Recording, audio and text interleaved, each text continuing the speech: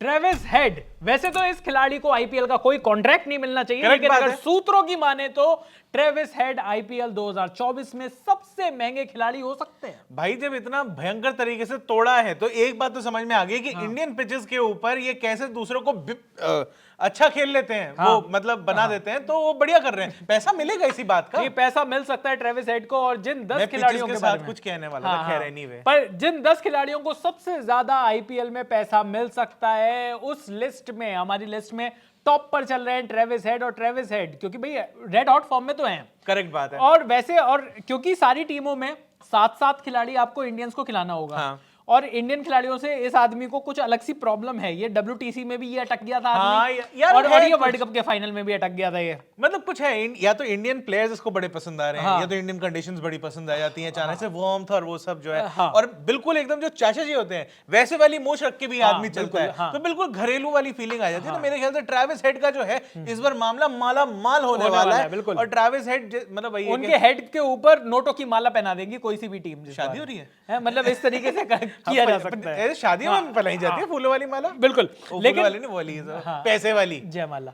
लेकिन चलिए यहाँ पर ट्रेविस हेड के बाद नंबर 2 प्लेयर की बात कर लेते हैं, मिचेल स्टार्क। भाई इसको भगाओ, इसको भी नहीं रखना है। ये आदमी भी उसी टीम में से है जिसने हमें खून के आंसू रुलाया था कुछ दिन पहले। ये बात तो है, मतलब जिस तरीके से इन्होंने ऑस्ट्रेलिया के प्लेयर्स की हम बात कर रहे हैं यहाँ पर, वैसे तो मैं, जैसे कि मैंने कहा, इनको एक पैसा नहीं मिलना चाहिए, लेकिन आप जानते हो हिंदुस्तान के लोगों का कितना बड़ी बड़ा जल्दी दिल भूल होता जाते हैं, बड़ा और दिल फिर है। जैसे ही आईपीएल शुरू होगा ये उनके नाम के नारे लगा रहे होंगे, जस्ट बिकॉज़ उनके फ्रेंचाइज फेवरेट जो है वहां पे खेल रहे होंगे। लेकिन मिचेल स्टार्क के बारे में कहा जा रहा है कि ये आरसीबी की तरफ जा सकते हैं, और आरसीबी इनके ऊपर मोटा पैसा लगा सकती है।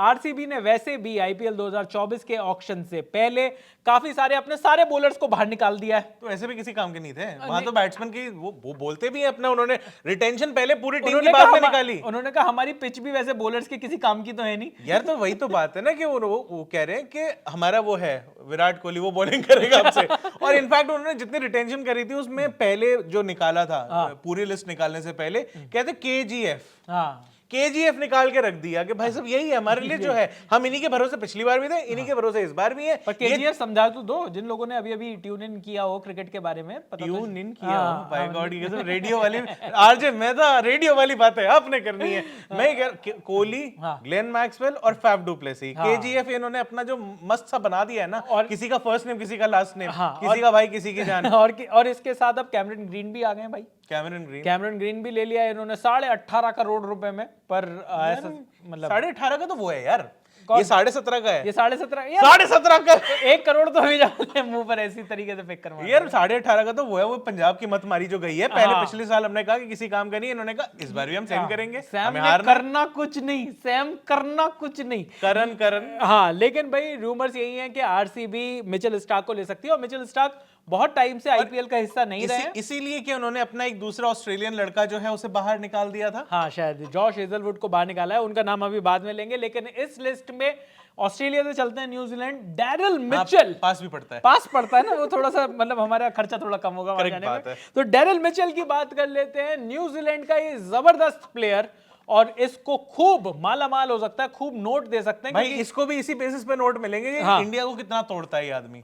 नहीं, डैरिल मिचेल को भी बहुत शौक है इंडिया के खिलाफ मारने का, सेंचुरी पे सेंचुरी वर्ल्ड कप में मार दी। पूरे आप कहोगे कि भैया ये फॉर्मेट अलग अलग है, लेकिन मान के चलो ना, वो तो इंडियन पिचेस पे उन्होंने खेलना था, इंडियन पिचेस पे आगे उन्होंने बढ़िया खेला। डैरिल मिचेल ओवरऑल पूरे वर्ल्ड कप में बढ़िया फॉर्म दिखा के गए, अपनी सेंचुरीज भी मार दी। अब उनकी बात से ये तो समझ में आ गया ना कि इंडियन पिचेस उनको सूट कर रही हैं भाई। और यहाँ पे आके ये जितने भी बाहर के आते हैं बैट्समैन, इनको ये समझ नहीं पाते यहाँ पे कि बाउंस का बड़ा मसला होता है, और किस तरीके से हल्की सी कभी कभी रुक के आती है, इनको आदत होती है वहां की, भाई साहब ये बॉल डाले। लेकिन डैरिल मिचेल जबरदस्त बैट्समैन है, जबरदस्त बॉलिंग भी करते हैं, फील्डिंग भी बढ़िया करते हैं, और बैटिंग की बात जैसे कि आप कह रहे थे, पूरे वर्ल्ड कप में फाइनल से पहले तक इंडिया के खिलाफ कोई भी प्लेयर किसी भी देश का 10 मैच खेल गए, कोई भी प्लेयर सेंचुरी नहीं मार पाया। ये आदमी 2 मैच खेला इंडिया के अगेंस्ट, 2 सेंचुरी मार गए थे। ये इसने वो खराब कर दिया ना, इसी चक्कर में तो वो ट्रेविस हेड ऐसा हो गया, कहता अब मैं करके बताऊंगा, मैं बताता हूं आपको। जो काम न्यूजीलैंड वाले कर सकते हैं वो ऑस्ट्रेलिया वाले भी कर सकते हैं। लेकिन न्यूजीलैंड की अगर बात हो रही है, एक और लड़का जिसके ऊपर सबकी निगाहें होंगी, जिसके नाम के ऊपर बड़ी थ्योरियां होंगी, थ्योरी चल रही है, वो है रचिन रविंद्र। भाई ये स्पिनर भी हैं, ये बढ़िया बैटिंग भी कर लेते हैं, हाँ। ये ऊपर भी आ जाते हैं, ये बीच में भी चले जाते हैं। मतलब मैं कह रहा हूँ वो है क्या, मतलब इधर हम ऑफ स्पिन भी कर लेते हैं, हम लेग स्पिन भी कर लेते हैं, हाँ, वो वाले ये बाबा जी। मतलब, नहीं, और ये लव चार्जर। ये सोचो कि ये इंडियन भी लगते हैं, हाँ। ये न्यूजीलैंड के भी लगते हैं, ये हाँ। फॉरेन प्लेयर कैटेगरी में भी आ सकते हैं, ये इंडियन प्लेयर, किसी को पता नहीं चलेगा, 4 हेलमेट लगाकर किसी को पता नहीं चलेगा ये इंडियन प्लेयर की आपका ये कहने का मतलब है कि फॉरेन प्लेयर्स वाली कैटेगरी में एक स्पॉट खाली रह जाएगा, इसका किसी को पता नहीं चलेगा कि बाहर का लड़का। लेकिन रचिन रविंद्र बढ़िया प्रदर्शन इन्होंने किया वर्ल्ड कप में, पूरे वर्ल्ड कप में one of the top scorers यार पूरे टूर्नामेंट के, और ये आदमी नया है। हाँ। ये कह रहे नया नया लड़का आया है, ऑलमोस्ट डेब्यू, ताजा, मतलब डेब्यू नहीं लेकिन ऑलमोस्ट। बिल्कुल, और मतलब जिस तरीके से रचिन रविंद्र हमने देखा कि अच्छी स्पिन भी करा लेते हैं, हमने देखा कि अच्छी बैटिंग भी करते हैं, लंबे शॉट भी मारते हैं, मुझे लगता है रचिन रविंद्र पे भी काफी पैसे खर्च करेंगे। एक नाम श्रीलंका के नाम है, ये श्रीलंका का क्रिकेटर है, इनको रिलीज किया है आरसीबी ने। अच्छा। लेकिन क्योंकि इनके पास अच्छी ऑलराउंड स्किल्स हैं, वनिंदु हसरंगा, या बिल्कुल 10 करोड़ 75 लाख रुपए में ये पिछली बार ऑक्शन में बिके थे। महंगे तो थे, देखो महंगे थे, और यहाँ पर आरसीबी ने इनको निकाल तो दिया है, लेकिन ऐसा लग रहा है कि वनिंदु हसरंगा, वो हसरंगा फोन कर रहा है आपको? हाँ, ऐसा लग रहा है कि वनिंदु हसरंगा काट दिया हसरंगा मैं कहता पहले तेरी बात कर लेते हैं। तो हसरंगा के बारे में हम जो बात कर रहे हैं, हसरंगा ऐसा लगता है कि हो सकता है पिछली बार से भी महंगे चले जाए। ये कैसे कह रहे हो आप यार पिछली बार मतलब ठीक है 2022 में उनका जो परफॉर्मेंस था फिर भी मतलब सेकंड हाईएस्ट मेरे ख्याल विकेट टेकर रहे थे। हाँ। लेकिन उसके बाद उसके पहले कुछ ज्यादा किया नहीं है, और मेरे ख्याल से बैंगलोर में अब गए थे, उनकी किस्मत खराब थी। आधे मैचेस आपने अगर ऐसे स्टेडियम में खेलने हो, ऐसे ग्राउंड पे खेलने हो जहां पे मतलब बॉलर्स को जमीन के 10 गज नीचे गाड़ दिया जाता है, आप वहां पे अपनी करियर तो खराब ही करोगे ना, खासतौर पे आईपीएल का। तो वहां पे और अगर आप सोचो कि हसरंगा अगर चेन्नई वाले मैदान पर चले जाए, मान लो ठीक है ना, चेन्नई या लखनऊ के मैदान पर चले जाए, या गुजरात, बिल्कुल, तो मतलब यहाँ पर बड़ा ग्राउंड हो जाएगा वहां पर, और वहां पर आपके पास पिच भी आपको सूट करती हैं। उसके अलावा जो वनिंदु हसरंगा के पास एक जो काबिलियत है जो कि बहुत कम लोगों में है, अगर आप पूरे वर्ल्ड क्रिकेट में देखो, एक तो स्पिनर्स की कमी पड़ रही है। हाँ। इंडिया के भी जो लोकल स्पिनर्स हैं, आपको अगर पीयूष चावला से, अगर आपको अमित मिश्रा से, इन लोगों से काम चलाना पड़ रहा है, जिनका प्राइम गए हुए 5 साल हो गए। अरे वो ठीक है ना, वो ठीक है, क्या है, वो form is temporary, class is permanent. हाँ, पर मतलब यहाँ पर तो दोनों ही चीजें टेम्पररी थी। पर मैं ये कह रहा हूँ कि वहां पर जो दिक्कत है, तो अभी आपके पास वर्ल्ड क्लास स्पिनर्स नहीं है। हाँ। अब वर्ल्ड क्लास ये वनिंदु हसरंगा बढ़िया स्पिन तो करते ही हैं, उसके अलावा शॉट्स भी बढ़िया लगाते हैं। तो वो जो नंबर 8 पर जो वो बैटिंग डेप्थ है, ऑल्दो अब अगर आईपीएल का वो वाला रूल चलता रहा तो आप तो वैसे भी 8-9 इम्पैक्ट प्लेयर, सॉरी वो सुपर सब तो पुरानी बात है, 8-9 लोग बैटिंग कर सकते हैं। तो वनिंदु हसरंगा भी अच्छे पैसों पर जा सकते हैं, जो भी टीम यार मेरे ख्याल से ऐसी कोई टीम पकड़ेगी मेरे ख्याल हसरंगा को सबसे ज्यादा, जो अपने पास स्पिन कंडीशंस में, मतलब जिनकी स्पिन कंडीशंस हो होम ग्राउंड पे, क्योंकि आधे मैच आपने अपने होम ग्राउंड पे खेले और बाकी आप ट्रैवल करोगे एक ग्राउंड पे। तो चलिए अगले प्लेयर के बारे में बात कर लेते हैं, जो काफी सारे नोटों की गड्डी अपने साथ ले जा सकते हैं। इस प्लेयर का नाम है जेराल्ड कोट्जी। ओए भाई साहब, ये आदमी किसी को समझ में नहीं आ रहा था वर्ल्ड कप के अंदर, और जो पेस पे बंदा डाल रहा था, किसी को लग ही नहीं रहा था कि ये इतना इफेक्टिव होगा। उससे पहले इतनी बात हो नहीं रही थी इस टूर्नामेंट से पहले, वेरी फ्रैंकली जेराल्ड कोट्जी की बात हो भी नहीं रही थी, लेकिन बिल्कुल नहीं हो रही थी। और जब साउथ अफ्रीका के आप पेसर्स हर कोई रबाडा की बात कर रहा था, कोई सीरियसली ले ही नहीं रहा था। हर आदमी रबाडा की बात कर रहा था, या कह रहे थे कि यार एनरिक नॉर्की नहीं है तो बड़ी इनकी कमी खलेगी। लुंगी एनगीटी की बात, तो अगर उनका नाम में लुंगी नहीं होता तो कोई लोग बात नहीं कर रहे होते, अभी भी नहीं कर रहे, अभी भी नहीं कर रहे हैं। और उसके अलावा भी जो बाकी के भी जो साउथ अफ्रीका फास्ट बॉलर्स की अगर लोग लेकर आए थे, तो उनके बारे में कोई बहुत ज्यादा बात हुई नहीं। मार्को येंसन एक जरूर उन्होंने शुरुआत में उन्होंने अच्छा परफॉर्मेंस दिया, लेकिन उसके बाद जिस प्लेयर ने सबसे ज्यादा छाप छोड़ी वो थे Gerald Coetzee, one of the leading wicket takers थे। और मुझे लगता है कि जिस तरीके से कोलकाता नाइट राइडर्स को पसंद हैं फास्ट बॉलर्स, और उन्होंने भी एक बड़ा प्लेयर उन्होंने भी रिलीज किया है, वो न्यूजीलैंड के वो जो फास्ट बॉलर्स हैं, कौन से वाले? न्यूजीलैंड के फास्ट बॉलर को इन्होंने रिलीज किया है ना, शार्दुल ठाकुर। अबे यार तुम भी ना लॉकी फर्गुसन भाई। अरे ठीक है ना, कहाँ लॉकी कहाँ लॉर्ड, कुछ तो कंपैरिजन। लेकिन मतलब जिस तरीके से लॉकी फर्ग्यूसन को इन्होंने रिलीज किया है केकेआर ने, मुझे ऐसा सा लगता है कि ये लोग अगर fast bowler to fast bowler पर जाएं तो जेराल्ड कोट्जी मेरे ख्याल से आपको केकेआर में दिखाई दे सकते हैं। लेकिन एक और प्लेयर जिसके बारे में बहुत सारी बातें होती हैं वो है हैरी ब्रुक।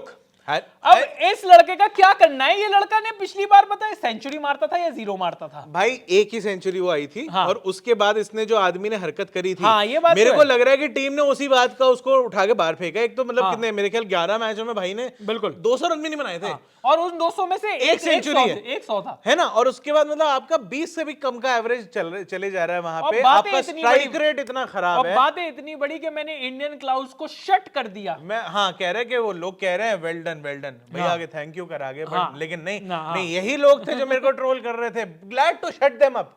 कर ले शट, तो शट कर ले यहाँ पर। तो हैरी ब्रूक 13 करोड़ 25 लाख रुपए में इन्हें एसआरएच ने खरीदा था। क्या इस बार 13 करोड़ 25 लाख रुपए से भी यार, ऊपर कोई रकम इतने तो नहीं डालेंगे, इतने तो इस नहीं, बार रकम तो। नहीं। इस मुझे तो ये पूरी लगता है- इंग्लिश टीम जो है ना, इस बार इनके भाव गिरे हुए होंगे, ये नहीं, तो फैक्ट है। और ये भी सच्चाई है कि अगर ये अनसोल्ड चले जाएं जो सिर्फ रूट की इस भी वजह बातें से- हो रही थी, हाँ। लेकिन मेरे को लगता है कि इंग्लिश टीम कोई भी है, आप अगर बाद में देखते हो कि जॉर्डन वार्डन के भी नाम देख लो, तो मेरे को लगता नहीं इनको इतने ये ज्यादा पैसे अनसोल्ड मिलने कोटा वाले से हैं। आते हैं ये लोग। तो कौन से ये कोटा से? अनसोल्ड कोटा होता है अच्छा, कि अच्छा, जिन खिलाड़ियों को कोई नहीं पकड़ता, फिर वो लास्ट में कहते हैं अबे यार पूरी टीम भी तो बनानी है, चलो उनको उठा लेते हैं। ये फिर वो वाले होते हैं जो एक आधा बंदा कभी इंजर्ड हो जाता है ना, फिर बेस प्राइस पर उठाने में काम आते हैं। हाँ भी कितने का 50 लाख ले ले। लेकिन अगर हैरी ब्रूक को आईपीएल नहीं खरीदता है तो मुझे कोई हैरानी नहीं होगी, हाँ, सही क्योंकि बात जिस है। तरीके से इन्होंने बातें बोल दी और वो बात बोलकर आपने हमेशा के लिए एक हार खा गए आप। ये तो तो fact है मुझे भाई। लगता है कि कई बार आईपीएल आपको उस तरीके की भी सजा देता है। लेकिन इसके अलावा पैट कमिंस, भाई पैट कमिंस ऑस्ट्रेलिया के विनिंग कैप्टन, और इन्होंने भी आईपीएल में आने की मोटा पैसा ये भी लेके आए थे हाँ, अपना। और यहाँ पर केकेआर ने 15.5 करोड़ रुपए में इनको खरीदा था इन्होंने कुछ साल पहले। और जब इनसे बॉलिंग करने की बात हुई तो बॉलिंग तो इनसे हुई नहीं, इन्होंने फास्टेस्ट 50 मार दी। हाँ, ये पैट कमिंस। और पिछली बार ये भी हुआ कि वर्कलोड मैनेजमेंट के चक्कर में, वर्ल्ड कप की तैयारी के चक्कर में इन्हें कहा मैं अवेलेबल नहीं हूँ। हाँ। यार फिर हमारे किस काम का, इतना पैसा लेके बैठा हुआ है फ्री का।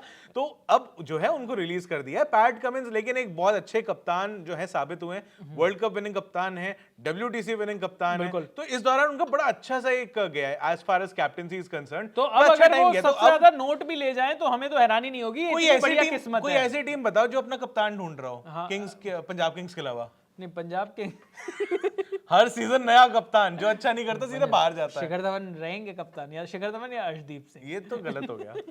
ये ठीक नहीं हो रहा है। लेकिन इसके अलावा एक और ऑस्ट्रेलियन जिसकी बात कर लेते हैं, जिसने बहुत बेहतरीन बॉलिंग करी है और समझ में नहीं आया लोगों को कि आरसीबी ने उनको क्यों रिलीज किया, जॉश हेजलवुड। आरसीबी बहुत टाइम बहुत ऐसे काम करती है जो लोगों को समझ में नहीं आते हैं। तो इसमें भी आपको हैरत नहीं होनी चाहिए कि हेजलवुड को आरसीबी ने जब वो अच्छे फॉर्म में दिख रहे थे रिलीज कर दिया। अब या तो ये भी कोई trade off rid of all cash Paul cash कुछ तो चक्करों में पड़े हुए हैं। पर मुझे समझ में नहीं आया क्योंकि जॉश हेजलवुड इन्होंने कैम ग्रीन को 7.75 करोड़ में आपने खरीदा था, तो बहुत महंगा तो नहीं खरीदा भाई था। कैम ग्रीन को इन्होंने अंटे में लिया। हाँ। पैसे हो गए शॉर्ट। हाँ। तो फिर अब इनको ये लग रहा होगा कि एक आधा बंदा ऐसा जो मोटा कोई पैसा लेके बैठा हो। तो अब दिनेश कार्तिक को निकाल विराट को थोड़ी निकालेंगे। दिनेश कार्तिक हसरंगा गया वहां से पैसे आए, यहाँ से हेजलवुड गया, यहाँ से पैसे आए। बढ़िया भाई दिनेश कार्तिक कितने पैसे में आए हैं ये तो बता दो। कितने ही मतलब आपके पर्स कितना खाली हो जाएगा। हाँ, ये तो है। तो लेकिन फिर भी मतलब और कुछ नहीं तो घर बैठे अपना ड्रेसिंग रूम में बैठ के कमेंट्री करता रहेगा बंदा। हाँ, ये भी बढ़िया चीज है, सच्चाई है, मल्टीपर्पस। लेकिन इन 10 खिलाड़ियों की लिस्ट कंप्लीट नहीं हो सकती जब तक कि हम एक इंडियन का नाम ना ले लें। और हमने 9 खिलाड़ियों की बात कर ली, 10वें खिलाड़ी के बारे में बात कर लेते हैं।